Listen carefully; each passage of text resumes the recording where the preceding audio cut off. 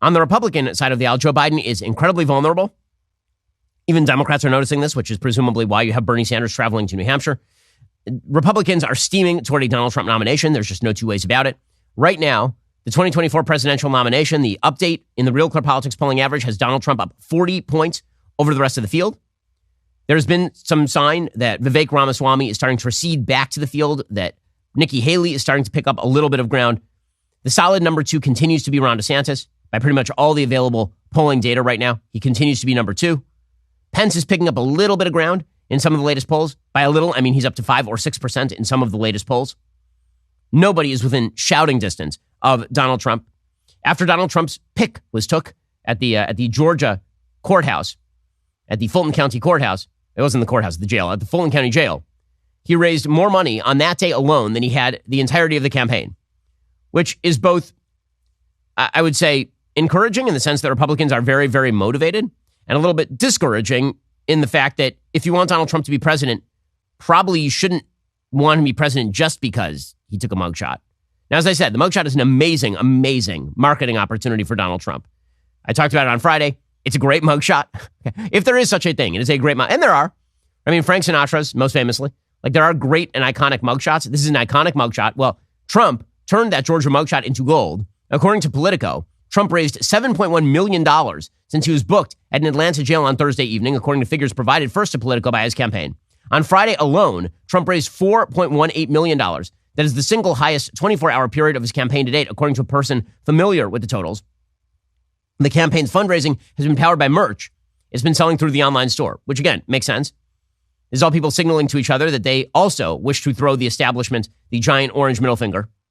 The campaign has also been prodding online donors with emails and text messages as well. Trump's campaign says it has raised nearly $20 million in the last 3 weeks based on the repeated charges against him.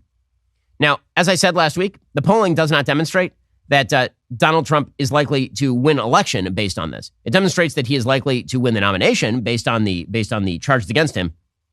But the fact is that most Americans, unfortunately, still believe that Trump should stand trial before the 2024 election. He has a court date in Georgia today. He has another one in D.C. today. All this is going to be about setting the timeline.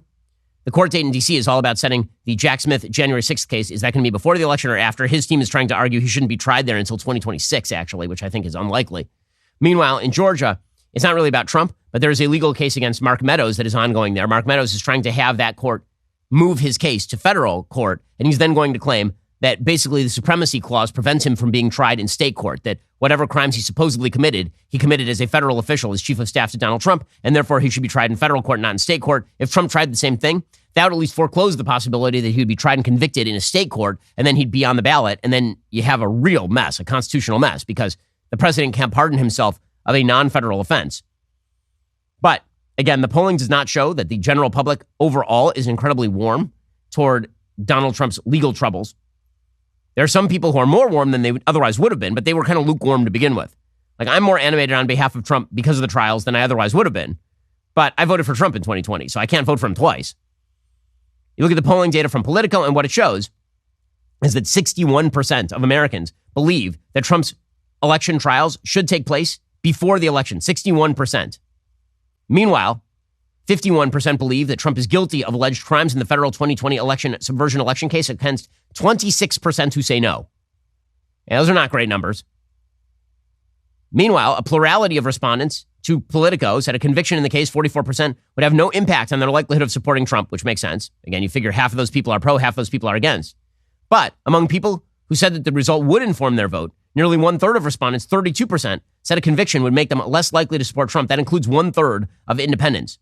Only 13% of respondents total said a conviction would make them more likely to support Trump. That figure was more likely Republicans than not. And by the way, the numbers could go down because as the case drags on and as sort of the shock of Trump being indicted drags on, it becomes less shocking and more normal.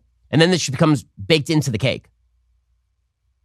By the way, if you look at who is considered a villain in this particular case, here's the polling data. Again, Politico magazine Ipsos poll. Do you have a favorable or unfavorable opinion of the action, statements, and behavior of the following people regarding the cases against Trump? 58% unfavorable, 27% favorable. Joe Biden, 45% unfavorable, 36% favorable. That is a 9-point gap negative for Biden. That is a 29 percent gap for Donald Trump right there. Jack Smith, to this point, still has more favorables than unfavorables, and so does the DOJ. So if the hope here is that Donald Trump's legal cases are going to spur him to the presidency, again, I think there's a high possibility they spur him to the nomination, but I think that there's a much lower chance that they actually have the sort of countervailing effect that a lot of people have said about impeachment. I've never bought the argument, by the way, that impeaching somebody actually helps them electorally. I still have yet to see the evidence of that. Bill Clinton was impeached in 1998. Maybe it helped Democrats a little bit in sort of the midterm elections. It didn't help Al Gore in 2000. And obviously impeaching Trump twice didn't really make a difference on behalf of Trump in the 2020 election either. Meanwhile, there is a case afoot to now truly, you want to talk about election interference? This would be true election interference against Trump.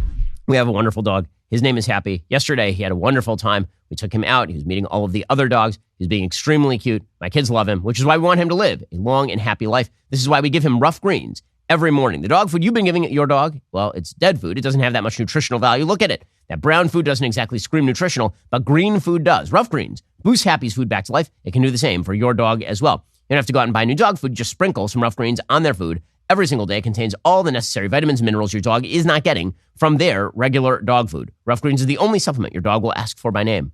Rough greens, you get it? It's a pun about rough. Naturopathic Dr. Dennis Black, the founder of Rough Greens. He's so confident this product will improve your dog's health. He's offering my listeners a free Jumpstart trial bag. Head on over to roughgreens.com/Ben. Let Rough Greens bring your dog's food back to life. That's RUFFgreens.com/Ben today, or call 833-MY-DOG-33. That's 833-MY-DOG-33. Again, RUFFgreens.com/Ben today, and get that free Jumpstart trial bag today as well. If you're in a small business, very important to plan ahead. One of the best ways to do that, you have to use Stamps.com to mail and ship. Stamps.com lets you print your own postage and shipping labels right from your home or office. It's ready to go in minutes, so you can get back to running your business sooner. Stamps.com offers rates you can't find anywhere else, like up to 84% off USPS and UPS rates. Plus, they automatically tell you your cheapest and fastest shipping options. For 25 years, Stamps.com has been indispensable for over 1 million businesses. Get access to the shipping services you need to run your business right from your computer. No lines, no traffic, and no waiting. You can print postage wherever you do business. They even send you a free scale. You'll have everything you need to get started. Here at Daily Wire, we don't waste our time. We've been using Stamps.com since 2017. You should do the same. Set your business up for success. Get started today with Stamps.com. Sign up with promo code Shapiro. Get a special offer that includes a 4-week trial plus free postage and free digital scale. No long-term commitments, no contracts. Just go to Stamps.com, click that microphone at the top of the homepage, enter in promo code Shapiro. Again, that's Stamps.com. Click the mic at the top of the homepage, enter code Shapiro, get started, save your business time and money. Get that special offer, including a 4-week trial plus free postage and free digital scale. Go check them out right now, Stamps.com. Now, when Donald Trump talks about election interference and he talks about these cases, yeah, they are a form of election interference for sure, no question. But here's some actual direct election interference, and it's coming from inside the House. According to Byron York, some of Donald Trump's enemies are now attempting to have him removed from state primary ballots. According to York, he says that even though conviction does not legally bar Trump from running and winning, the hope is there is no way a convicted Trump could regain the presidency from the left. But there are some of Trump's opponents who are going further. They're now exploring the possibility that Trump is already disqualified from running for office. State election boards or secretaries of state, they say, can and should simply remove his name from the ballot in their states. No need for a hearing, a trial, legal ruling, legislation, or any of the other stuff. Now, how would this magical silliness work? The magical result occurs, proponents say, by way of the 14th Amendment. Section 3 of the amendment prohibits anyone who has taken an oath to uphold the Constitution and then engaged in insurrection or rebellion against the United States or given aid or comfort to the enemies thereof from ever holding public office. Section 3 was intended to apply to former Confederate officials. It hasn't played any significant role in American governance since 1872, and it was basically a dead letter. Now some people are saying they should use it against Trump. Now, what's hilarious about that is that the entire claim against Trump for all the bad stuff that he did between November and January of 2021, the claim is there was no legal basis for Mike Pence to simply throw out state certified electoral votes based on nothing in the Constitution. You can't just make that judgment. There has to be an actual reason that you are doing it. But now Trump's opponents are attempting to do precisely that against him on these state ballots. It's absurd. It's not going to happen. If it were to happen, it would be a complete disaster area for both the Republican Party and the country. You can't just take people off the ballot without an actual legal reason to take them off the ballot. Totally crazy. Are you tired of the lies and the twists of the mainstream media talking points? Yeah, me too. Join me in my newest series, Fact, where I dismantle and bring truth to this tiring mainstream agenda.